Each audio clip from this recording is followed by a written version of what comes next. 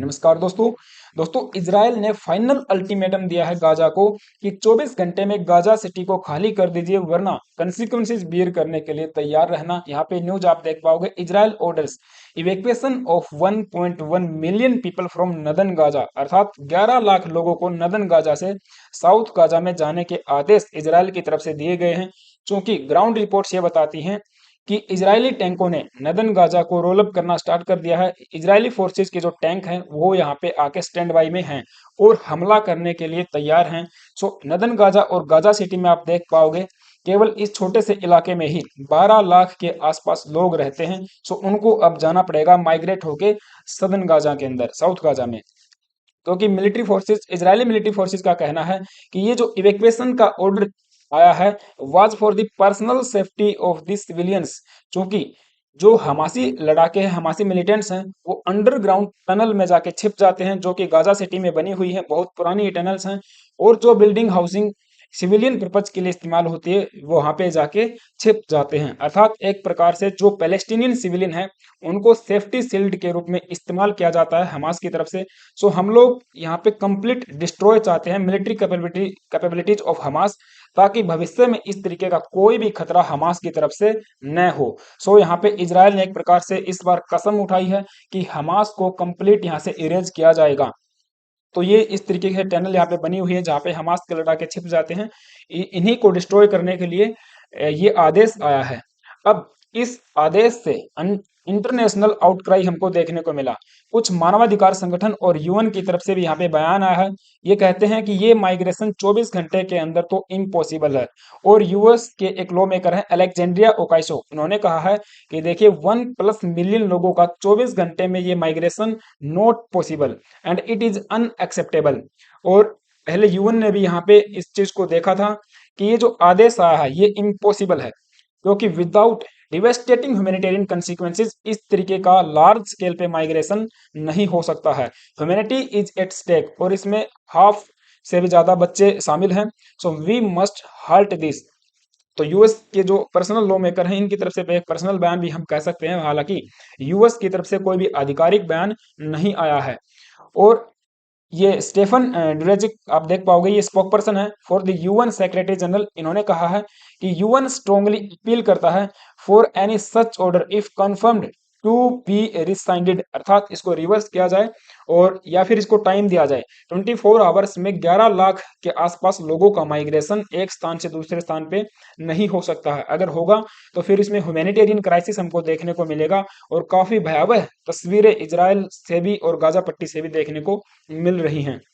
हालांकि इस पे पलटवार करते हुए इजराइल के जो स्पोक पर्सन है एरेडन टू द यूएन, उन्होंने कहा है कि देखिए ये यूएन का जो रिस्पॉन्स है to Israel's early warning to the residents of Gaza is a disgrace. For many years the UN turned a blind eye to arming of Hamas and its use of civilian population and infrastructure in the Gaza Strip for murder and for stockpiling its weapon। अर्थात इनका यही कहना है कि Hamas के जो लड़ाके हैं, Hamas militant group civilian लोगों को एक सेफ्टी शील्ड के रूप में इस्तेमाल करता आ रहा है। सो कहीं ना कहीं हमको इस चीज को भी देखना पड़ेगा कि पैलेस्टीनियन जो सिविलियन लोग हैं वो अपनी सेफ्टी के लिए यहाँ से चले जाए और नदन गाजा में अब किसी भी वक्त हमला होने के लिए रेडी है। हालांकि इनके जो बयान है या फिर जो ऑर्डर है उसको डिफेंड किया है यूके के डिफेंस सेक्रेटरी ने। और दूसरे जो यूरोपियन कंट्रीज हैं उनकी तरफ से भी यहाँ पे बयान आया है कि यूएस का जो अल्टीमेटम है वो सही है। अगर सिविलियन लोग वहां से चले जाएंगे तो फिर हमास के लोगों का खात्मा होना तय है। तो इसी तरीके से हमने देखा जो पैलेस्टीनियन ऑफिशियल हैं उनका बेसिकली ये कहना है कि देखिए 24 घंटे का जो अल्टीमेटम है ये सही नहीं है, क्योंकि हॉस्पिटल में जो लोग भर्ती हैं, जो इंजर्ड लोग हैं, वो किस तरीके से माइग्रेट करेंगे उनका कहीं ना कहीं सोचना हमको पड़ेगा। सो इस तरीके से जो उनकी फैमिली है और जो लोग यहाँ पे हॉस्पिटलाइज्ड हैं तो उनका माइग्रेशन नहीं हो सकता है। अगर यहाँ पे काफी मात्रा में बम्बार्डमेंट की जाती है, एयर स्ट्राइक की जाती है, तो इनका भी मतलब एक प्रकार से मरने का डर यहाँ पे बना रहेगा।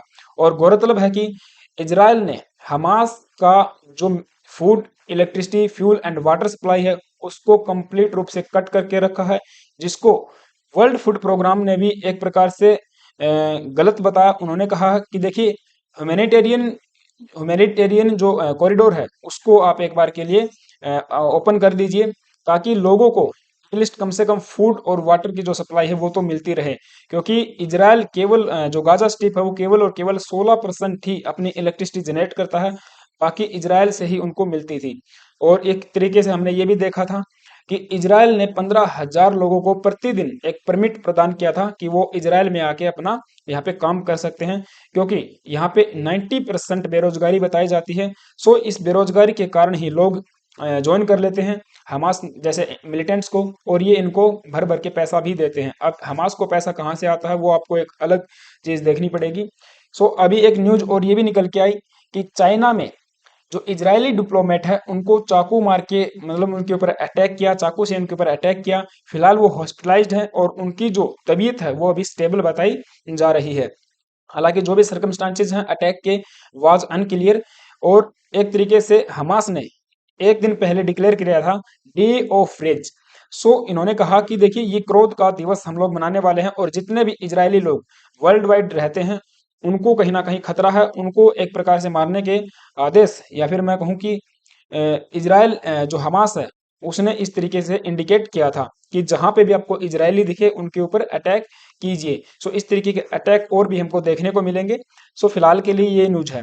11 लाख लोगों को माइग्रेट होकर साउथ गाजा में जाना ही पड़ेगा, वरना मिलिट्री यहाँ पे तैयार है। और ये अभी यूएन का जो आदेश था उसको भी इन्होंने नकार दिया है। सो आपका क्या ओपिनियन है इसके ऊपर, please let me know in the comment box कि इतने लार्ज स्केल के ऊपर माइग्रेशन 24 आवर्स में पॉसिबल है, या फिर कहीं ना कहीं इस आदेश को रिसाइंड करना चाहिए।